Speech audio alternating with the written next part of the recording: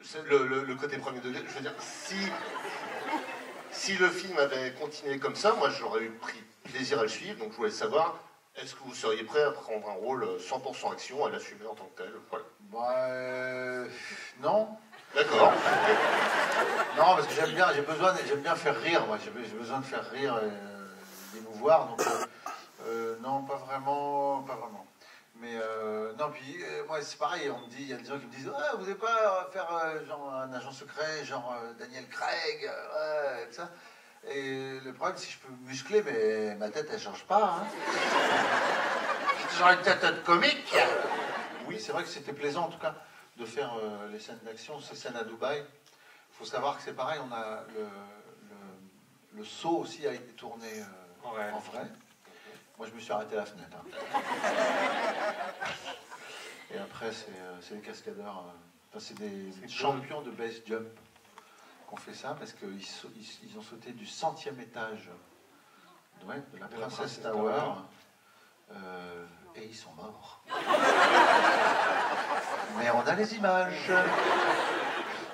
Non, mais l'alchimie a terriblement bien marché entre Danny et Philippe et c'est aujourd'hui, moi je regarde le film, je ne sais pas comment j'aurais pu le faire avec d'autres personnes, on ne sait jamais, mais ils se sont trouvés tous les deux et vraiment c'est la chose la plus plaisante du tournage, c'est l'osmose entre les deux. C'est parce qu'ils sont tous les deux très généreux, je crois. Oui.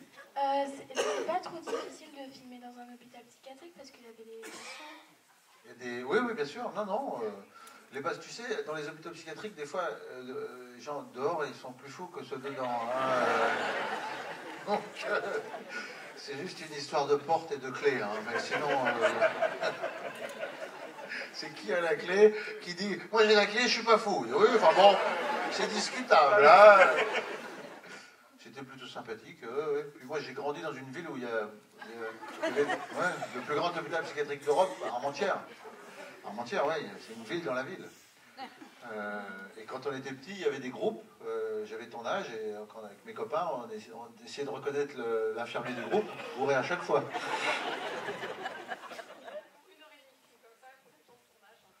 On a tourné pendant 55 jours. Alors combien de temps de tournage pour 1h30 de film? Pour 1h30 de film comme ça, c'est 55 jours de tournage. Ouvrable. Sur 4 mois. Oui, on a démarré en janvier. Je suis allé faire en équipe un peu plus réduite les sauts dont on parlait tout à l'heure à la Princess Tower à Dubaï. Puis on est rentré en France. On a commencé par l'hôpital. Et ça nous a amené jusqu'au mois de mai. Et à la fin du mois de mai, on est retourné à Dubaï pour faire de la voiture dans le désert. Et voilà. Et ensuite, moi, je suis parti en montage et j'ai terminé le montage du film avec la musique, les trucages, l'étalonnage, c'est-à-dire la mise en image et tout le son, le 27 décembre. Voilà. Donc ça fait, pour moi, le film m'a pris pratiquement 2 ans et vraiment 1 an et demi entre la préparation, le tournage et le montage. Est-ce que la blessure du coup de feu est réelle? Oui, bien sûr. J'ai fait 3 mois de Du couteau, tu dis du couteau, c'est ça? Du couteau? Non. Ah oui, c'est bien fait, hein, c'est bien fait, hein. Oui, bien sûr, bah, il boite maintenant. Il a mal à l'épaule, il boite. Non, c'est faux. C'est faux, c'est comme dans Red Dingue.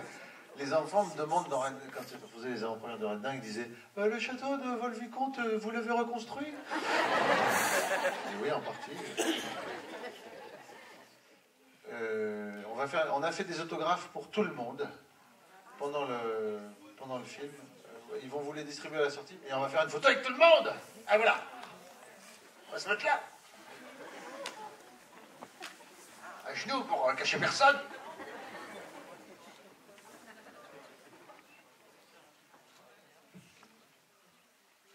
Comme ça, non? Attends, vas-y.